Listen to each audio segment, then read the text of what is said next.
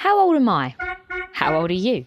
If I said I was 17, you'd probably consider me a boring, barely post-puberty, gender-swinging, drug-sniffing, Catherine Tate, am I bothered though, groupie. How about 32? I want to be Bridget Jones with a longing for children and a man, because of course, they fix everything. Mid-20s? The new and hip midlife crisis with no direction, fashionable shoes, the want to end up like Samantha from Sex and the City and idolise druggy celeb morons. I'm none of these.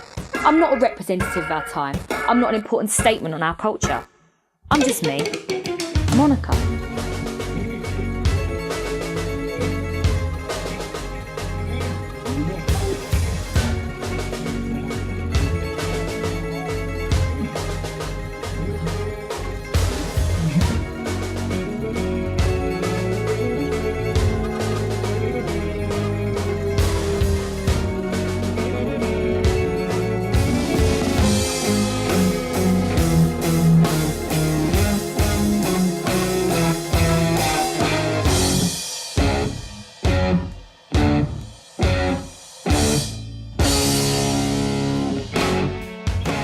Just like the worst night drinking you've ever had, there's always too much of one drink in particular that set it all off.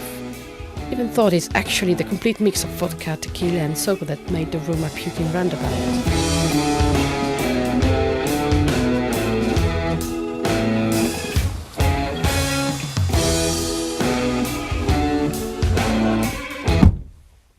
Hi. Now, I might be wrong, but Mike's sixth sense tell me that you might be upset. Get in the front.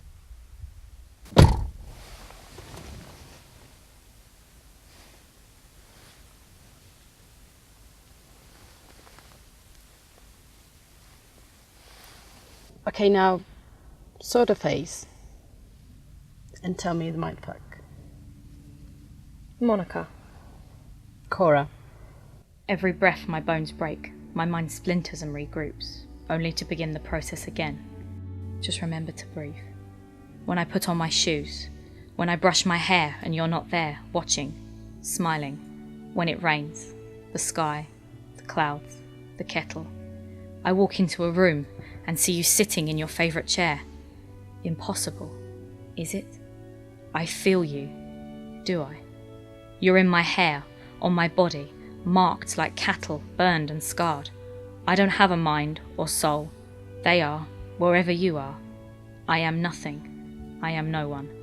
The morning light hits me, and for a second I forget. I reach over to your side of the bed, but it's cold.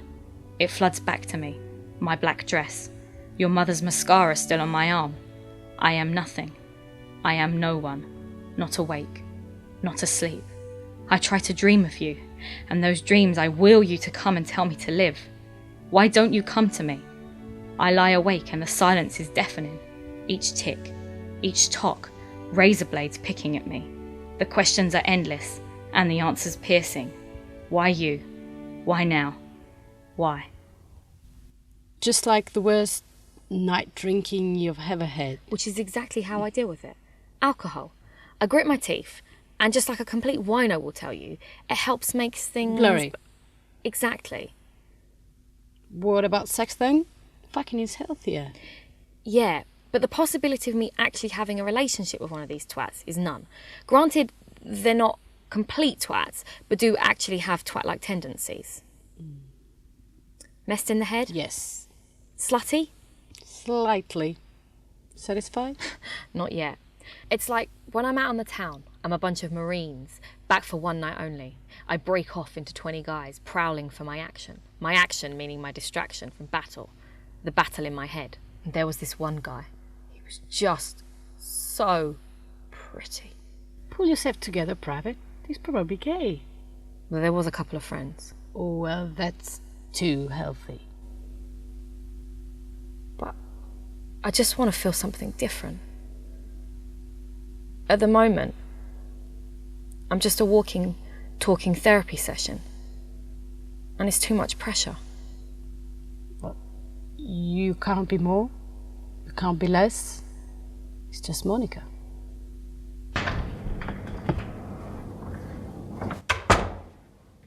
Morning!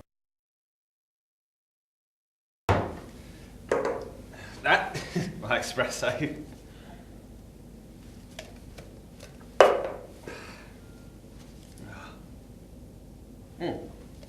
Oh, a little hot.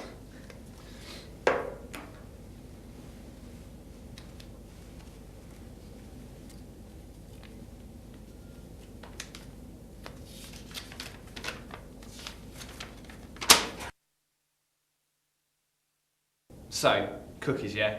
Cookie Monster, he's been done before. We don't want to be rehashing any of those old ideas, do we? We want to be thinking outside of that box, not just your television box. Okay, so, demographic we're aiming for are horny stoners, obviously. And what would work for them? I don't know, say hot woman in maybe white stockings on her boyfriend's kitchen counter and put all of that on the cover. Ugh. He might as well just rub his cock on the table. Look, I think you'll find that box, it's gone.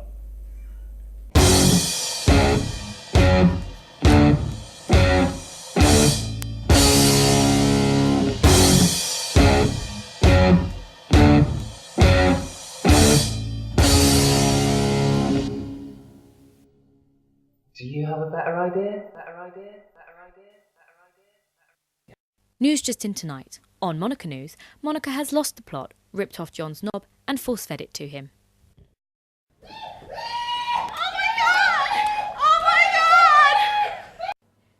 And now back to local travel. Monika? Thank you, Monika. Now, as you can see, the potential highway is completely blocked by these cunts who don't like to share cars, and the roundabout of no hope by way of unless you kiss ass is one route away from this jam. Or, alternatively, fuck others over will take you to the top of Lonely No Friends Street. Other than that, you're stuck. Back to you, Monika.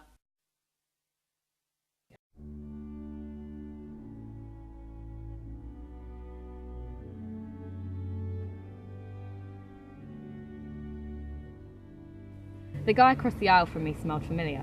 I found myself staring at his hair, his eyes, his socks. I couldn't believe it. I hid from songs. I avoided places he'd been, only to be placed next to a guy who, if he even looked 1% more like him, I would have jumped into his lap and said, "Hold me." I looked at the time on my phone, waiting for the message that I knew would never come. The reality and horrifying clarity of being around the all too familiar is excruciating.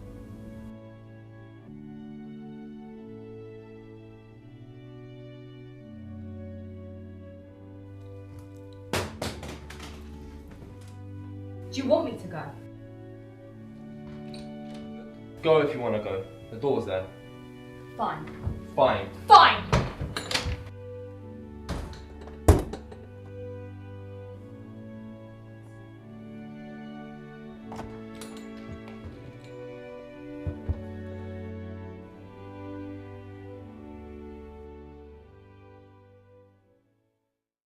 So, say fuck it and its morals. Fuck you and your time, and excuse me if my life just isn't the purest of sublime. And fuck being fucked up. There's no other way to be. Say fuck you and your opinion, because what does it mean to me?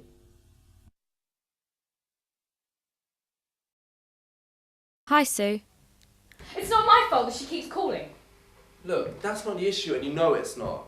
Why don't you just let her deal with her own fucking problems? Why do you put up with her shit anyway? Because you know what she'll do if I don't. Let her fucking do it then. That'll solve all of her problems, won't it? How about I just give her the pills myself? Hi, Sue. I suppose things could always be worse.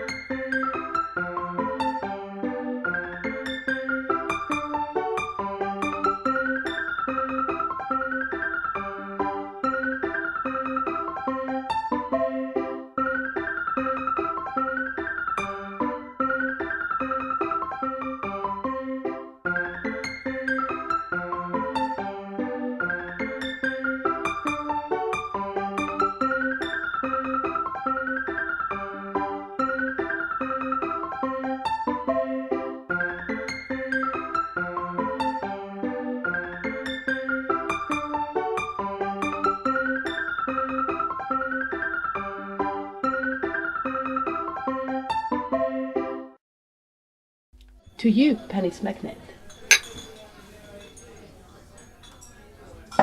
That good, eh? Fucking awesome. I woke up this morning to a gaping fucking hole in my silly. A fucking hole. I can't just have a normal rat problem like every other poo bastard that lives in a fucking rented hovel. No, I've got to have fucking ninja rats that scale the pipes and eat through cement. So I'm ringing my landlord at 7:15 this morning. The cunt doesn't answer, of course. I'm late for work, which obviously Carol points out nice and loudly as Nigel walks past.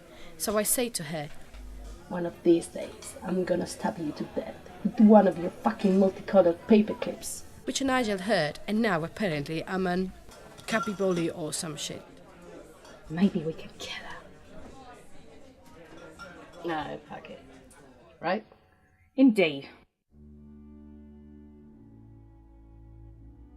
And you? Can't complain.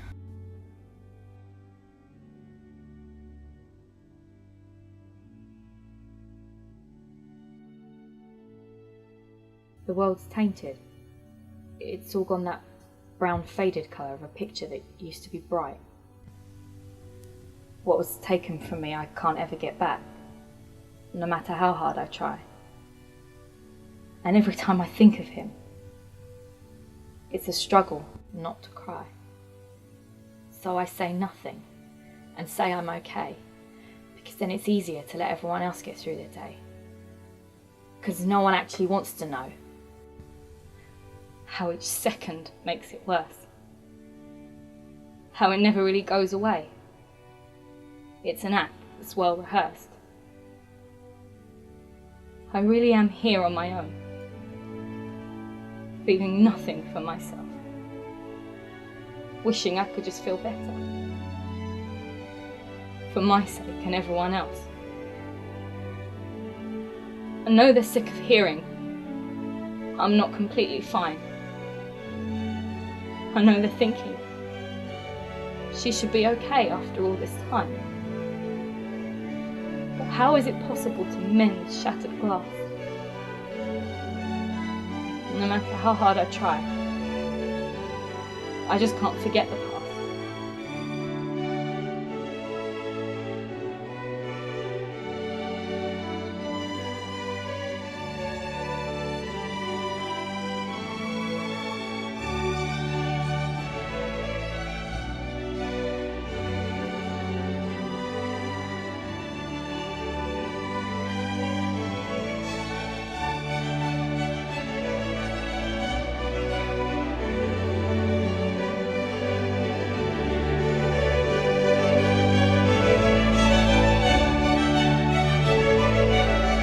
You can't be more, you can't be less. It's just Monika.